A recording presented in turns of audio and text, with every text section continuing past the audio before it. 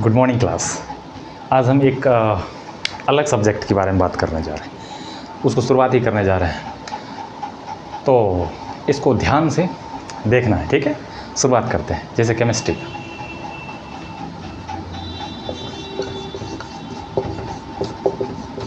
Chemistry मतलब रसायन शास्त्र।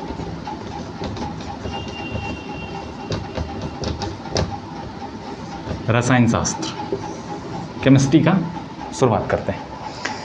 तो केमिस्ट्री, जैसे ही हम केमिस्ट्री का याद करते हैं तो वो आप डरा सा मन में जो है भावना आता है कि भैया केमिस्ट्री से सामना पड़ गया, भैया बचा ले मुझे। तो बचा ले, और ये कोई मरने की बात नहीं है, बहुत इजी वे में हम आपको समझा देंगे। आप यहाँ लेकिन ध्यान से देखिएगा, किसी के चक्कर में मत पड़िएगा। ये है तो केमिस्ट्री है। केमिस्ट्री देखिए क्या है, केमिस्ट्री साइंस का भी साइंस कहा जाता है, इतना है। केमिस्ट्री आपको फिजिक्स में भी मिल जाएगा, केमिस्ट्री आपको बायोलॉजी में भी मिल जाएगा। केमिस्ट्री तो खुद केमिस्ट्री है ही। अब कहेंगे कि बायोलॉजी में केमिस्ट्री कहाँ से है? भैया उसमें भी पाचन की क्रिया जो होती है वो भी एक केमिस्ट्री ही है, ठीक है। उसमें भी ग्लूकोज ही टूटता है। दूसरा, फिजिक्स में कहाँ से आ जाएगा? मॉडर्न फिजिक्स में केमिस्ट्री आता है। तो ये सब ध्यान में रखिएगा। वैसे ये सब ध्यान में रखने वाली चीज़ है नहीं, ठीक है। तो हम आपको यहाँ दिखाते हैं कि केमिस्ट्री क्या है। केमिस्ट्री एक देखिए मिस्र का जो है, मिस्र के एक शब्द से बना है केमिस्ट्री, कीमिया शब्द से बना है। कौन सा शब्द? कीमिया। एक में इसमें इंक डाल देते हैं तब अच्छा रहेगा, क्योंकि दिखेगा नहीं तो फिर मज़ा ही नहीं आएगा। दिखना चाहिए कि नहीं बताओ?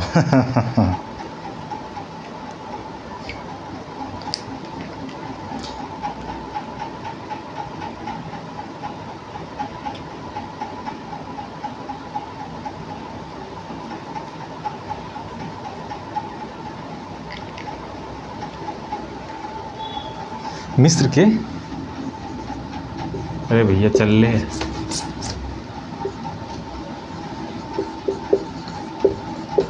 कीमिया शब्द से आया हुआ है केमिस्ट्री।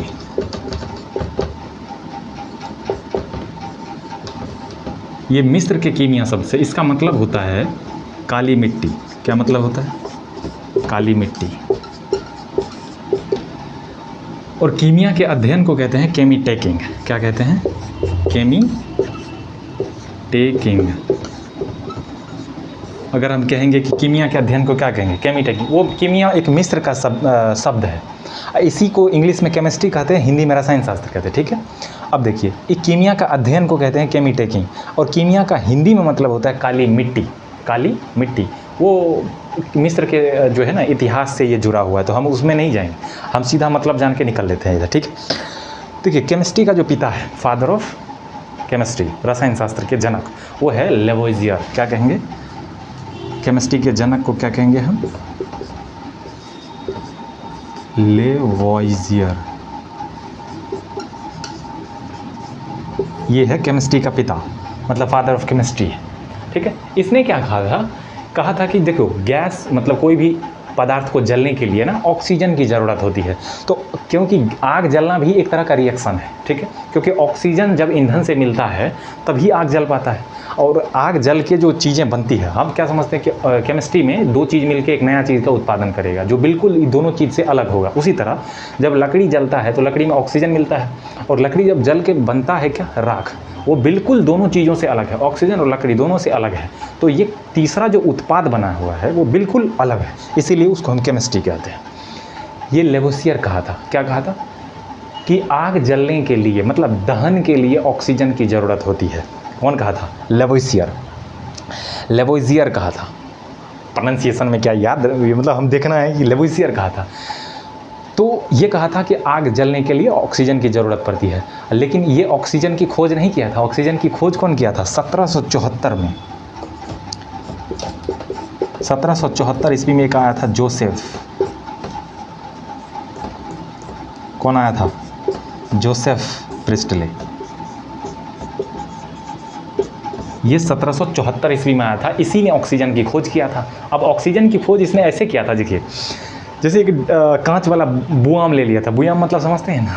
हालांकि वो पर्सनली लिया था, हम उसको समझने के लिए बुआम कहते हैं। कांच वाली जो बुआम होता है, डिब्बा, उस डिब्बा में एक चूहा को रख दिया, और वो चूहा देखा कि कुछ समय के बाद मर गया। फिर एक चूहा को रख दिया, फिर मर गया। बोला कि ये जो है ऑक्सीजन की एक गैस है, उस गैस के नहीं मिलने के कारण ये मर जा रहा है, क्योंकि जब डिब्बा को बंद कर देंगे तो उसमें गैस कहाँ से जाएगा। तो कहा कि ये जो चूहा मरा है वो इस गैस के कारण मरा है, उसी का नाम ऑक्सीजन पड़ा। हालांकि ऑक्सीजन शब्द ये नहीं दिया था, ऑक्सीजन शब्द जो दिया, हालांकि वो ऑक्सीजन का खोज कर दिया था कि ये एक गैस है जिसके कारण चूहा मर जा रहा है, उसी गैस का नाम रख दिया ये लेवोसियर ऑक्सीजन। तो हम कहेंगे कि ऑक्सीजन का नामकरण कौन किया? लेवोसियर। ये केमिस्ट्री का पिता किसको कहेंगे? लेवोसियर को कहेंगे। फादर ऑफ केमिस्ट्री लेवोसियर को कहेंगे। ये लेवोसियर क्यों कहेंगे इसको? ये कहा था कि आग को जलने के लिए ऑक्सीजन की ज़रूरत पड़ती है। अब इसका परीक्षण आप भी कर सकते हो। जैसे एक मोमबत्ती आपने जलाया, एक मोमबत्ती आपने जलाया ऐसे करके, ठीक है, ये मोमबत्ती आपने जला दिया, लेकिन आप जो है इस पर एक डिब्बा रख दिया, कुछ भी रख दिया, इसको बंद कर दिया, क्या अब ये जलेगी? क्यों नहीं जलेगी? क्योंकि इसको आप जो ढक दिए हैं, ऑक्सीजन की सप्लाई ही नहीं हो पा रही है। जब ऑक्सीजन इसको नहीं मिलेगा तो बंद ही हो जाएगा। क्योंकि हम जानते हैं कि आग को जलने के लिए 3 चीज़ों की आवश्यकता होती है। आग को जलने के लिए एक तो होगी ईंधन, ईंधन के रूप में आप लकड़ी ले लो, पेट्रोल ले लो, डीजल ले लो, कुछ भी, एक मिनट, ईंधन। दूसरा ज़रूरत पड़ेगा आपको क्या? तो ऑक्सीजन मतलब O2 ज़रूरत पड़ेगा। तीसरा ज़रूरत पड़ेगा प्रारंभिक अवस्था के लिए ऊष्मा की ज़रूरत पड़ेगा। अब इसको समझाते हैं। ऊष्मा की ज़रूरत पड़ेगा प्रारंभिक में। जैसे हम प्रारंभ में कोई चीज़ जलाते हैं, जैसे मान के चलो लकड़ी जलाते हैं, डीजल पेट्रोल कुछ भी जलाते हैं, तो प्रारंभ में हमें कुछ ऊष्मा देना पड़ती है। उस ऊष्मा को चाहे तो आप घर्षण से ले आओ, जैसे आग को जलाते हैं माचिस को, तो माचिस में जो तिल्ली है वो जो उस पर जलता है माचिस पर, उसमें घर्षण पैदा होता है। घर्षण के कारण वो वस्तु इतना गर्म हो जाता है कि उसको उतना पर्याप्त ऊष्मा मिल जाता है, उसके वजह से वो जल जाता है। उसी तरह आप लाइटर से जला लो, क्योंकि ये भी एक बाहरी स्रोत है जो ऊष्मा दे रहे हैं हम, तो उस तरह से आ जाता है। तो प्रारंभिक अवस्था में गैस को जलने के लिए ऊष्मा की भी ज़रूरत होती है। तो आग को जलने के लिए हमें 3 चीज़ का ज़रूरत होगी, एक तो ईंधन, दूसरा ऑक्सीजन, तीसरा ऊष्मा। अब देखो मान के चलो कि आपको होगी कि आग को जलने के लिए हम 3 चीज़ों का ज़रूरत इसलिए कह रहे हैं क्योंकि आपको पता है ईंधन पहले से है, ऑक्सीजन पहले से है, प्रारंभिक ऊष्मा नहीं है इसीलिए आग नहीं जलता है। नहीं तो लकड़ी पहले से है, लकड़ी के पास ऑक्सीजन पहले से है, एकरे दिक्कत है। अगर मान के चलो इसका ज़रूरत नहीं होता, इसका ज़रूरत आग जलने में नहीं होता, तो सब चीज़ अपने अपने उधियाता, तो कोनो से कोनो चीज़ जल जाता। कपड़ा पहने हैं, कपड़ों में धर लेता, क्योंकि कपड़ा भी एक तरह का ईंधन है, वो जल सकता है, नहीं है जलेगा, जो चीज़ जलेगा ईंधन है। हालांकि विस्फोटक में नहीं जाना है, ठीक है, वो विस्फोटक एक ही बार आग धधिया लेता है, पकड़ के धुधिया देता है तो ईंधन वो विस्फोटक हो जाता है। हम उधर नहीं जा रहे, हम देख रहे हैं आग को जलने के लिए ईंधन, 1 ऑक्सीजन, 2 ऊष्मा। प्रारंभिक अवस्था में ऊष्मा की ज़रूरत पड़ती है, इतना आप समझ गए होंगे, ठीक है। तो ये था हमारा क्या, देखो एक चीज़ और है, लेवोसियर जो है ना द्रव्यमान संरक्षण का सिद्धांत भी दिया था। द्रव्यमान संरक्षण का सिद्धांत का मतलब ये होता है कि मान के चलो 1 किलो आपको गोल्ड है, कितना, 1 kg गोल्ड है। अब इससे आप 1 किलो का आभूषण बना लिए हैं, छोटका छोटका आभूषण मतलब ज्वेलरी, छोटका छोटका ज्वेलरी बना लिए 1 किलो का। तो जो 1 किलो था, इधर भी 1 किलो का ज्वेलरी जो बनाया है, इधर भी 1 किलो ही होगा। इसका मतलब द्रव्यमान संरक्षण रहता है, संरक्षित रहता है। द्रव्यमान को कोई नष्ट भी नहीं कर सकता है, ना ही उत्पन्न कर सकता है। प्रकाश द्रव्यमान है, अभी आएंगे। प्रकाश में द्रव्यमान नहीं होता है, अभी आते हैं हम। तो इसका मतलब ये है कि 1 किलो जो गोल्ड होगा, इधर भी क्या होगा, आभूषण बन के 1 किलो का ही निकलेगा। अगर मान के चले 1 किलो का गोल्ड, सोना का 1 किलो का बिस्किट लिए हैं, तो इधर हो जाएगा ये बिस्किट। अब इधर इसको तोड़ फाड़ के छोटका छोटका कान का झुमका बनाए हैं, बाली बनाए हैं, गला में माला बनाए हैं, कुछ भी बना लिए हैं, तो इधर सब मिल के इसको तोलोगे तो इधर भी 1 किलो हो जाएगा। इसका मतलब ये है कि बशर्ते ये कि बनाने में टूटे फूटे नहीं, तो 1 किलो ही हो जाएगा। इसका मतलब द्रव्यमान संरक्षण का सिद्धांत का मतलब है कि द्रव्यमान का ना उत्पन्न किया जा सकता है, ना ही नाश किया जा सकता है। ये कौन बताया था? लेवोसियर, लेवोसियर को लेवोसियर बताया था, ठीक है। अब देखिए केमिस्ट्री होता क्या है। केमिस्ट्री वास्तव में ये है कि 2 या 2 से अधिक पदार्थ के परस्पर संबंध को केमिस्ट्री कहते हैं। इसका मतलब ये है कि मान के चलो 2 पदार्थ है, कोई भी चीज़, 2 पदार्थ, एक मान के चलो आयरन है, एक मान के चलो कार्बन है, ये दोनों आपस में बंधे होते हैं तो स्टील बना लेते हैं। स्टील बन जाता है। नहीं, कार्बन और आयरन दोनों मिल जाता है तो स्टील बना लेता है, लेकिन ये दोनों स्टील में होता है और दोनों आपस में बंधे होते हैं। इसी को केमिस्ट्री कहते हैं कि दो या दो से अधिक पदार्थ आपस में जब बंधे होते हैं तो उसको केमिस्ट्री कहते हैं। एक बार हम वीडियो देख लेते हैं ठीक से चल रहा है कि नहीं, तो गड़बड़ कर देता है।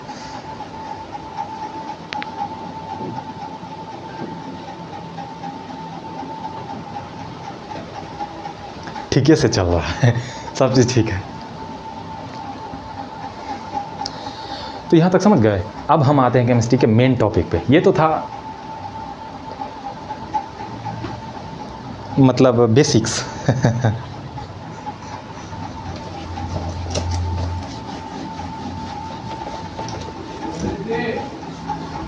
देखो, फादर ऑफ इंडियन केमिस्ट्री कौन है? पीसी रॉय, प्रफुल्ल चंद्र रॉय। प्रफुल्ल चंद्र रॉय, पीसी रॉय को कहते हैं। कहेगा कि भारतीय रसायन शास्त्र के जनक कौन है?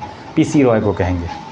ये नाइट्रोजन मैन इसको कहते हैं, father of Indian nitrogen man, PC Roy. ये है। जिस समय नाइट्रोजन के बारे में बहुत कम जानकारी था, उस समय ये नाइट्रोजन का बहुत शोध करके बारे में, इसको नाइट्रोजन के बारे में बताया था, इसीलिए इसको कहते हैं भारतीय नाइट्रोजन विज्ञान का पिता है। वैसे भारतीय केमिस्ट्री का पिता भी है ये।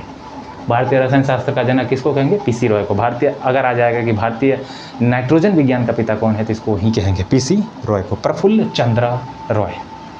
कोई दिक्कत होगा? हो ही नहीं सकता है अगर आप ध्यान से देख रहे हैं, मारेंगे अगर कोई नौटंकीबाजी किया तो। अब देखिए केमिस्ट्री के मेन टॉपिक पे आते हैं। जैसे मैटर लेते हैं, मैटर पदार्थ। पदार्थ को इंग्लिश में क्या कहते हैं? मैटर। पदार्थ दो तरीके से हो सकती है। पहले हम पदार्थ के बारे में जान लेते हैं। वो सभी वस्तु पदार्थ कहलाती है जिसमें कुछ द्रव्यमान होगा, जो अवरोध उत्पन्न करेगा, जिसमें एक तरह से कह सकते हो आयतन होगी। ठीक है, अवरोध उत्पन्न करने का मतलब ये है कि जैसे आपको कोई मान के चलो कि चौकी है, वो चौकी भी एक तरह का पदार्थ है, नहीं है?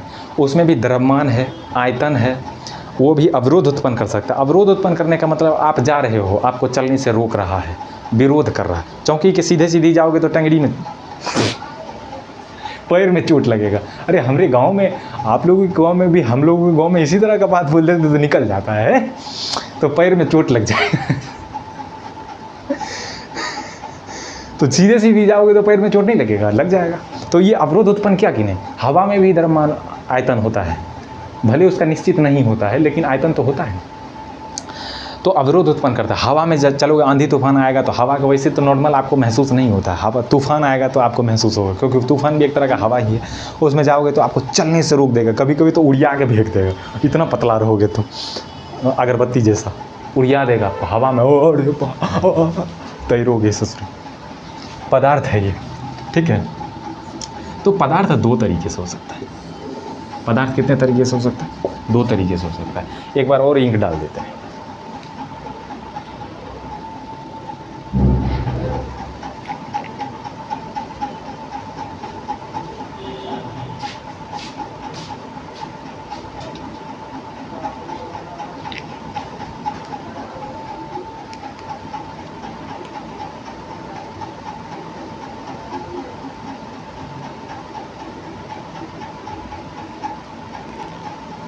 पदार्थ दो तरीके की होती है। एक भौतिकी के आधार पर, फिजिकल बेसिस, भौतिकी के आधार पर। एक होता है रसायन के आधार पे, रसायन के आधार पर, केमिकल बेसिस। फिजिकल बेसिस में देखिए क्या है। फिजिकल बेसिस का मतलब ये है कि ये पदार्थ आपको कोई केमिस्ट्री से इसका ज़्यादा संबंध नहीं है। जैसे द्रव्यमान हो गया, हम डायरेक्ट इसको महसूस कर लेते हैं। जैसे ठोस हो गया, उसमें घनत्व है, तापमान कितना बढ़ रहा है, इस तरह की जो डायरेक्ट हम अध्ययन कर लेते हैं, जिसमें केमिस्ट्री का कोई रोल नहीं ज़्यादा होता है, उसको हम भौतिकी के आधार पर पदार्थ को कहते हैं। भौतिकी के आधार पर पदार्थ को रखते हैं। भौतिकी के आधार पर जैसे ठोस हो गया, इसमें आपको केमिस्ट्री का क्या रोल आपको दिख रहा है? हालांकि होता है, लेकिन हम फिजिकल बेसिस पे इसी तरह का अध्ययन करते हैं। केमिकली लॉजिकली हम टेक्निकली अध्ययन नहीं करते, इसमें सीधा सीधे अध्ययन कर लेते हैं, देख लेते हैं बस नॉर्मल। इसमें टेक्निकली अध्ययन होता है। इसमें देखिए, जैसे एक हो गया इसका ठोस पदार्थ को हम दो टाइप में बांटे हुए हैं, एक रसायन के आधार पर, एक किसके आधार पर, भौतिक के आधार पर। भौतिकी के आधार पर पदार्थ 5 अवस्था में बटे होते हैं। अभी देखिए, एक ठोस हो गया, एक क्या हो गया, द्रव, एक गैस,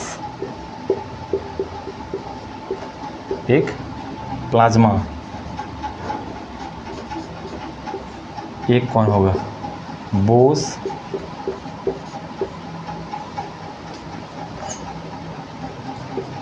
एक आइंस्टाइन कंडेंसेट।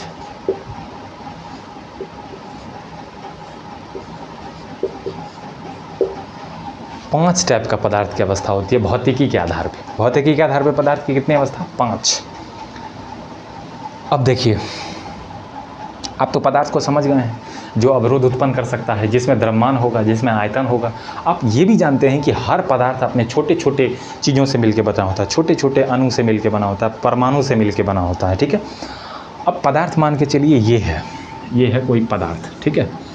अब क्या है, ये पदार्थ है। अब ये छोटे छोटे अणु से मिलकर बना होगा, छोटे छोटे।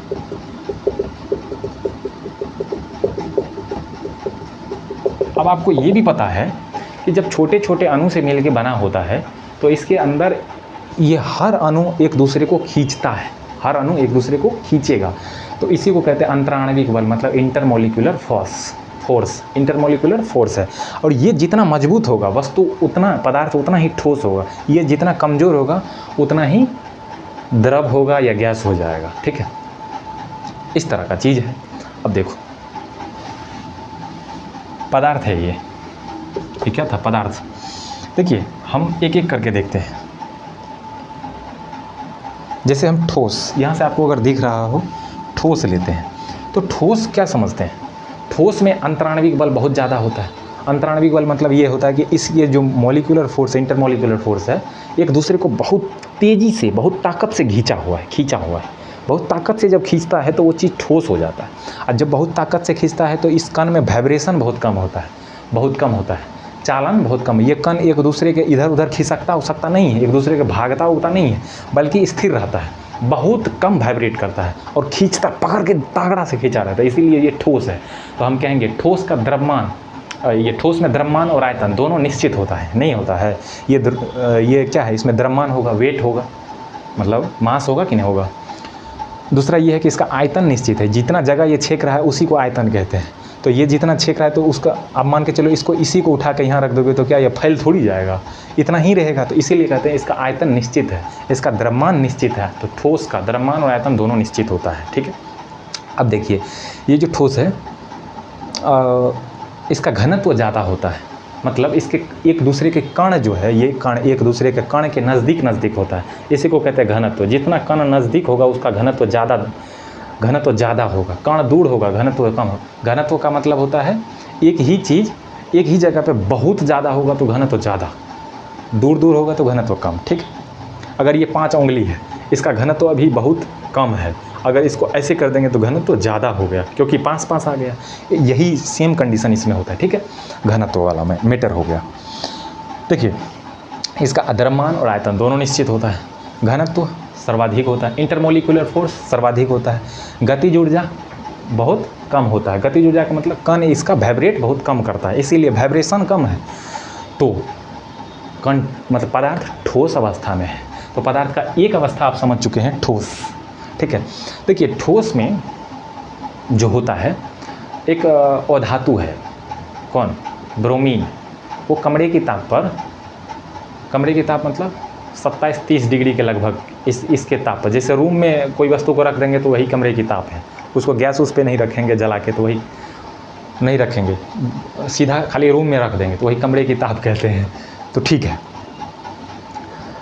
तो कमरे की ताप पर ब्रोमीन एक अधातु है जो द्रव अवस्था में पाया जाता है, ये पूछ लेगा। एक और है धातु, कौन धातु जो कमरे की ताप पर रूम टेम्परेचर पर लिक्विड स्टेट में पाया जाता है तो वो आ जाएगा पारा। कौन आ जाएगा? पारा, मरकरी। मरकरी तो ठीक है, ठोस अवस्था आप समझ चुके हैं। अब आ जाएंगे द्रव अवस्था में। द्रव अवस्था में, द्रव अवस्था में क्या होगा देखिए, ठोस में आप देखे थे क्या, आयतन निश्चित होगा इसका,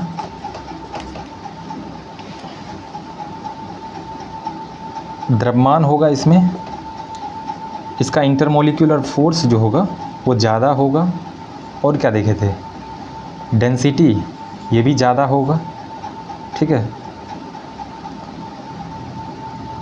मरकरी एक मेटल है, जो मरकरी एक मेटल है जो क्या है, कमरे की ताप पर लिक्विड स्टेट में है, और क्या है, ब्रोमीन एक नॉन ये है अधातु है, लेकिन ये किस में है, ब्रोमीन एक अधातु है लेकिन ये द्रव अवस्था में है। मरकरी एक धातु है लेकिन ये द्रव अवस्था में। ये दोनों पूछ सकता है आपसे। देखिए इतना तो आप समझ चुके हैं। द्रव में देखिए, लिक्विड में, लिक्विड में आपको पता हो नहीं, ठोस ही में चलिए, ठोस में, ठोस दो तरह का होता है, इधर मिटा दें, अभी द्रव में नहीं जाना है। ठोस दो तरीके की होती है, अगर हम यहाँ लिखना चाहेंगे,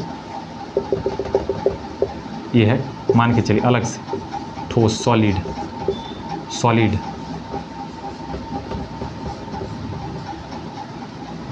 तो सॉलिड दो तरह का होता है, एक है क्रिस्टलीय सॉलिड,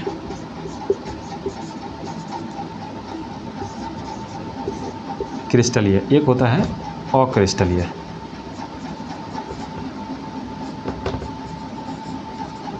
अक्रिस्टलीय ठोस, क्रिस्टलीय का मतलब होता है क्रिस्टलाइन सॉलिड, इंग्लिश में ये है अमरफस सॉलिड, ठीक है।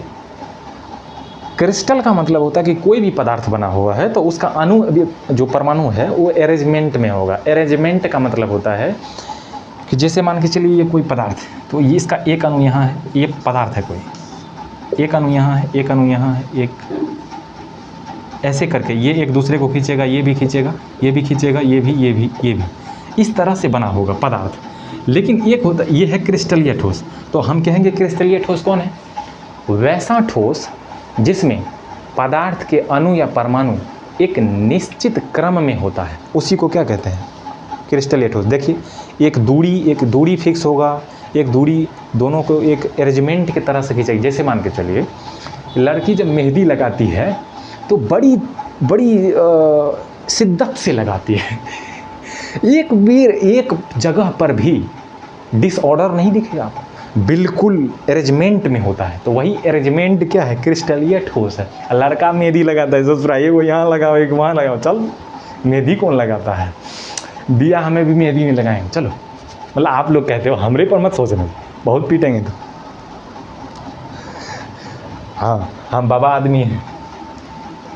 अक्रिस्टलीय ठोस में देखिए, अक्रिस्टलीय ठोस ये है जैसे इसमें कोई भी चीज़ आ जाए, जैसे लोहा आ जाएगा, हीरा आ जाएगा, ये सब हीरा का एक, आप देखेंगे कि हीरा भी एक अरेंजमेंट में होता है, हीरा का अणु।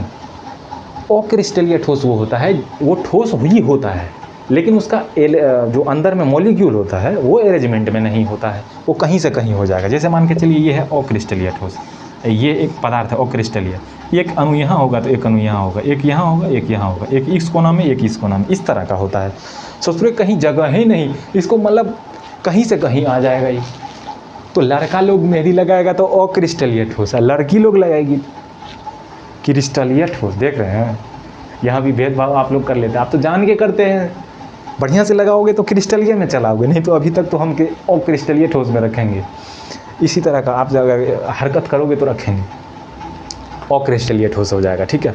दूसरी बात ये देखो, इसमें अक्रिस्टलीय ठोस को वो कहेंगे कि जिस पदार्थ में अणु या परमाणु एक व्यवस्थित क्रम में नहीं होता है उसको अक्रिस्टलीय ठोस कहते हैं। जैसे अक्रिस्टलीय ठोस में कांच आ जाएगा, कांच, प्लास्टिक, रबर, मोम, ये सब आ जाएगा अक्रिस्टलीय ठोस में।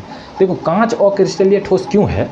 क्योंकि इसको जब पिघलाया जाता है और कांच में ढाला जाता है तो इसको इतना जल्दी ठंडा किया जाता है, इतना स्पीड से ठंडा किया जाता है कि इसके कण को अरेंजमेंट होने का टाइम ही नहीं मिलता है। वही कंडीशन प्लास्टिक में भी होता है। प्लास्टिक को गर्म करके जब ढाला जाता है, उसको एक बर्तन टाइप से कुछ बनाया जाता है, तो उसको इतना जल्दी ठंडा किया जाता है ताकि वो उसके कण को अरेंजमेंट होने का टाइम ही नहीं मिल पाता है, इसीलिए ये बिखरा रहता है, कहीं से कहीं पड़ा रहता है, अरेंजमेंट नहीं हो पाता है। ये मोम में भी वही कंडीशन है, ठीक है। तो इस टाइप का कांच में भी वही कंडीशन है। तो कांच, मोम, प्लास्टिक ये सब किस में चल जाएगा? अक्रिस्टलीय ठोस में। डायमंड वगैरह इसमें किस में चला गया? डायमंड सब क्रिस्टलीय ठोस में चला गया, ठीक है। तो ये हो जाएगा। क्रिस्टलीय ठोस का मेल्टिंग पॉइंट निश्चित होता है। जैसे लोहा 1500 डिग्री सेल्सियस पर गल जाएगा, लेकिन इसको जब मन होगा तब गलेगा। इसका कोई निश्चित मेल्टिंग पॉइंट नहीं होता, जब मन होगा तब गलेगा। इसीलिए आपको कहेगा कि जिसका मेल्टिंग पॉइंट मतलब गलनांक निश्चित नहीं होता है, क्रिस्टलीय कहेंगे कि अक्रिस्टलीय? अक्रिस्टलीय। अब तो इतना क्लियर हो गया। अब ठोस जाके क्लियर हुआ है। अब द्रव में आएंगे। अभी हम भौतिकी वाले पार्ट को देख रहे हैं जी, इधर देख रहे हैं इसको। अब ठोस तो क्लियर हो गया, द्रव को लेते हैं। द्रव को लिक्विड कहते हैं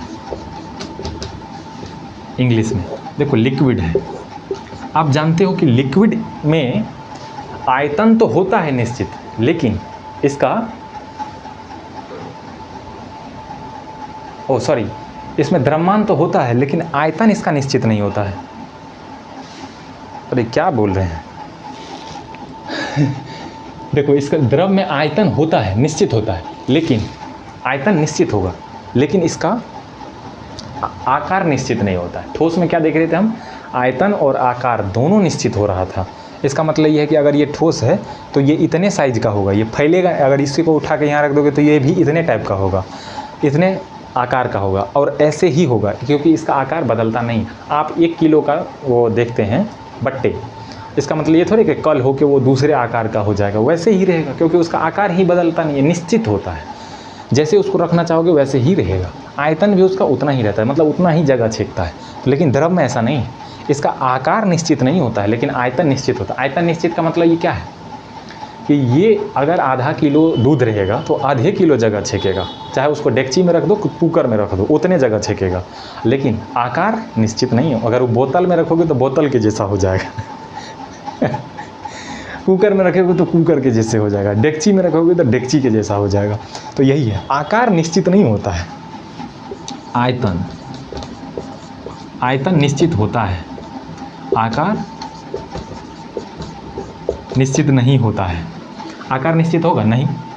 इसमें इंटरमॉलिक्यूलर जो फोर्स है, इसके दोनों के बीच की दूरी ज़्यादा होता है ठोस के कंपैरिजन में। ठोस से थोड़ा दूरी ज़्यादा होगी मॉलिक्यूल के बीच में, और इसके कण के बीच की जो पकड़ है, मजबूती से जो पकड़ है, वो थोड़ा ठोस के कंपैरिजन में कम होता है। इसीलिए इसके कण जो है कम पकड़ा हुआ है, मतलब कम मजबूती से पकड़ा हुआ है, इसलिए ये लिक्विड स्टेट में है। मजबूती क्या है? मतलब ये कमज़ोर बल है, अंतराणविक बल कमज़ोर है। किसके कंपैरिजन में? ठोस के कंपैरिजन में। ठीक है, इतना आप समझ गए। ठोस का आकार निश्चित होगा, द्रव का आकार निश्चित होगा, नहीं होगा। आयतन निश्चित होगा, हो जाएगा। ठीक है, तो ये है, ये क्या है? लिक्विड है। अब आ जाएगा कौन है? गैस।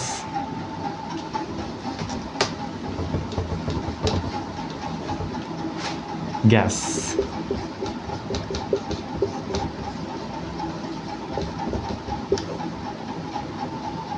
देखिए, गैस जो है,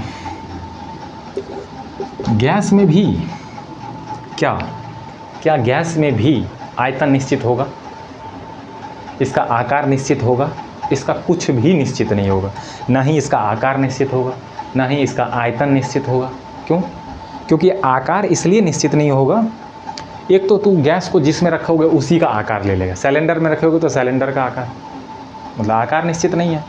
डेगची में रखोगे तो वैसे डेगची में गैस रहेगा नहीं, बोतल में रखोगे तो बोतल जैसा हो जाएगा। ठीक है, लेकिन इसका आयतन भी निश्चित नहीं होता। इसका मतलब ये है कि आधा किलो गैस को अगर 5 लीटर के सिलेंडर में रखोगे तो 5 लीटर में फैल जाएगा ससुरे। इसका निश्चित आकार भी नहीं होता है, यही दिक्कत है। अगर आधा किलो गैस को 5 लीटर के सिलेंडर में रखते हो तो 5 लीटर में फैल के रहेगा, नेतवन है, पूरे इलाका पर हमारा शासन होगा रे। अंतराणविक बल बहुत कमज़ोर होता है, यही है। इसके बीच की दूरी, एक एक कण के बीच की दूरी बहुत बहुत दूर होता है, इसीलिए गैस हमेशा रैंडम गति करते रहता है। ये जो सिलेंडर में रखोगे तो निश्चित वो बैठ के नहीं रहता है, घूमते रहता है, कहीं से कहीं जाते रहता है, इसलिए इसका आंतराणविक बल कमज़ोर होता है। क्या होगा? इंटरमोलिकुलर फोर्स कमज़ोर होगा। दूसरा, इसके कण के बीच की दूरी ज़्यादा होगी, दूरी ज़्यादा होगी। तीसरा ये है कि इसका जो गतिज ऊर्जा होगा, मतलब इसका जो गति होगा, गति बहुत ज़्यादा होगा, मतलब वाइब्रेट ज़्यादा करेगा। इसके कण में गतिज ऊर्जा ज़्यादा होती है। गतिज ऊर्जा का वही मतलब होता है, कण गति करते रहता है। जैसे सिलेंडर में रखते हो तो आपको क्या लगता है? वो अस्थिर है, घूम रहा है वो, तो गति ज़्यादा होता है, ठीक है। तो ये चीज़ हो जाता है। अब देखिए, इसके कण के बीच की दूरी ज़्यादा होगी, गति इंटरमोलिकुलर फोर्स कमज़ोर होगा, ठीक है। तो ये चीज़ हो जाता है। इसका आकार निश्चित नहीं होगा, आकार निश्चित नहीं होगा, आयतन निश्चित नहीं होगा, ये भी है और ये भी है। आयतन और आकार दोनों निश्चित नहीं होता है। ये है गैस, समझ गए। अब आइए प्लाज्मा पे। देखिए, प्लाज्मा एक बहुत हॉटेस्ट पदार्थ है। ये पदार्थ की चौथी अवस्था है। हालांकि ये गैस और द्रव के दोनों के बीच में रहता है। प्लाज्मा ये बहुत गर्म, जैसे सूर्य का जो फोटोस्फीयर है, मतलब जैसे हम धरती पढ़ते हैं, क्रस्ट पढ़ते हैं, परपटी, धरती का पृथ्वी का परपटी, उसी तरह से सूर्य का जो परपटी है, फोटोस्फीयर, उसका तापमान के बराबर होता है। ये बहुत इतना गर्म होता है, सूरज के तापमान के जितना होता है ये प्लाज्मा, ठीक है। सूरज में जो देखते हैं, ये प्लाज्मा के एक ऐसा स्टेट है जिसमें गैस और द्रव के बीच में ये पदार्थ पाया जाता है। बहुत गर्म, मतलब गैस पूरी गैस भी नहीं होगा, पूरी लिक्विड भी नहीं होगा, उसके बीच में तो गैस हो जाएगा, तो ये तो पदार्थ की इस अवस्था में चलाएगा, तो अब तो ये अलग रहेगा ही नहीं। तो पदार्थ का ये एक अलग अवस्था ही है जिसको प्लाज्मा कहते हैं। बहुत गर्म होगा। क्या होगा? ये बहुत गर्म होगा। सूरज, स्टार, तारा, ये सब में ये प्लाज्मा रहता है, ठीक है। Bose Einstein condensate. देखिए, बोस जो है, ये बोस, ये भारत का वैज्ञानिक थे, ठीक है, बोस। और ये पदार्थ की ये कौन है? चौथा अवस्था तक तो हम देख लिए हैं, पांचवी अवस्था तक देखें। ये एक भविष्यवाणी की थी कि पदार्थ ऐसा भी हो सकता है, जैसे हम अभी देखे हैं कि पदार्थ के जो ठोस कण भी है, उसमें भी हल्का हल्का वाइब्रेशन है, हल्का हल्का, बहुत ज़्यादा नहीं है, इसीलिए वो ठोस है, हल्का हल्का है। लेकिन ये कहा कि पदार्थ ऐसा भी हो सकता है जिसमें वाइब्रेशन ही ना हो। उसी बेसिस पर आइंस्टीन इसके थ्योरी को अध्ययन किया, और ये आइंस्टीन कहा कि हाँ, उसका विश्लेषण किया थोड़ा सा, कि ऐसे अनुमान लगा कि हो सकता है। तो इसीलिए इस दोनों के नाम पे ये पदार्थ की अवस्था नाम पड़ा है। हालांकि इस पे बहुत अभी रिसर्च चल ही रहा है।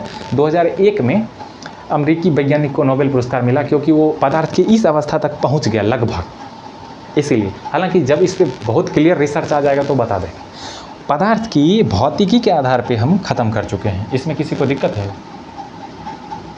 किसी को? तो हम आज यहीं तक रुक जाते हैं। पदार्थ के रासायनिक अवस्था को हम अगले दिन कवर कर लेंगे, ठीक है? नहीं तो वीडियो लंबा हो जाएगा।